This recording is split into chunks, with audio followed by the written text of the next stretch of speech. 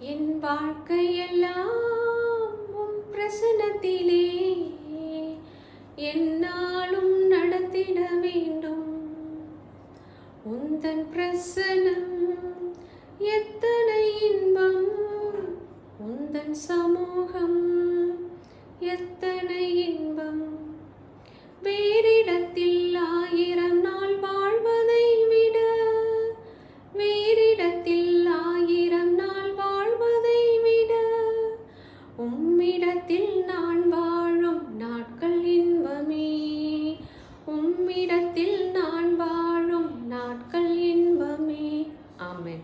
ஆண்டவராக இயேசு கிறிஸ்துவோட பிரசன்னத்தில் நம்ம இருக்கிற வாழ்க்கை வேற இடத்துல நம்ம எவ்வளோ நாள் இருந்தாலும், 1000 வருடங்கள் இருந்தாலும், அவரோடு இருக்கக்கூடிய அந்த ஒரு நாள் மிகவும் மேன்மையானதாக இருக்கும், இன்பமுள்ளதாக, சந்தோஷம் நிறைந்ததாக இருக்க முடியும். ஏனெனில் அவர் தேவனுடைய தற்ஸ்வரூபமாக இருந்தாலும் தேவனுக்கு சமமாக இருப்பதை அவர் கொள்ளையாடின பொருளை கருதாமல் தன்னை தாழ்த்தி வெறுமையாக்கி அடிமையின் ரூபம் கொண்டு மனுஷர் சாயலான நம்மை தேடி இந்த உலகத்திற்கு வந்தாருங்க.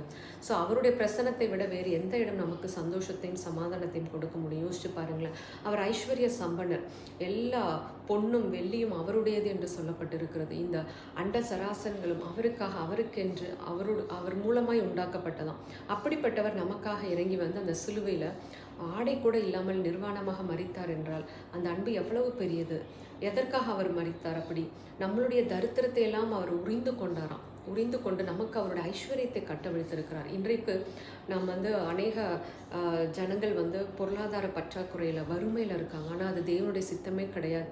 இந்த நாளில் அவரை நோக்கி பார்த்து, நம்முடைய தரித்திரத்தை அவர் எடுத்துக்கொண்டதுனால என்னுடைய வாழ்க்கையில் அவருடைய ஐஸ்வர்யம் கட்டவிழ்க்கப்பட்டிருக்கிறது என்பதை உணர்ந்து அந்த தேவ பிரசன்னத்தில் அவருடைய அழகான முகத்தை நோக்கி பார்த்து அவருடைய அன்பை நீங்கள் நினைத்து பார்த்து நன்றி சொல்லுங்கள். நிச்சயமாக உங்களுடைய வாழ்க்கையில் அவர் கட்டவிழ்த்திருக்கிற அந்த ஐஸ்வர்யம் உங்களுடைய வாழ்க்கையில் கடந்து வரும். எப்படிப்பட்ட ஒரு நல்ல தேவன்!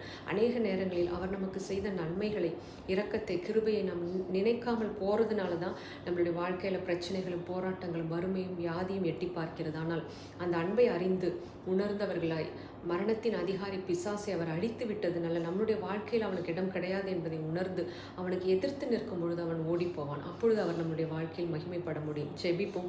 அன்புள்ள தகப்பனே, இன்றைக்கும் ஆண்டவரே, உங்கள் பிள்ளைங்களுடைய வாழ்க்கையில் இருக்கக்கூடிய அந்த வறுமை என்ற பிரச்சனை நிச்சயமாக நீங்கி போகட்டும். ஏனெனில் அந்த வறுமையை, தரித்திரத்தை கொடுக்கிற பிசாசை சிலுவையில் ஆண்டவரே முடித்து விட்டீரப்பா. அவனுக்கு எந்த அதிகாரமும் எங்களுடைய வாழ்க்கையில் கிடையாது. உங்கள் பிள்ளைங்களுடைய வாழ்க்கையில் இருக்கக்கூடிய தரித்திரம் எல்லாம் நீங்கி இந்த நாளில் ஆண்டவர் ஐஸ்வர்யம் கடந்து வருவதாக, உம்முடைய மகிமையை அவர்கள் வாழ்க்கையில் உணரட்டும்.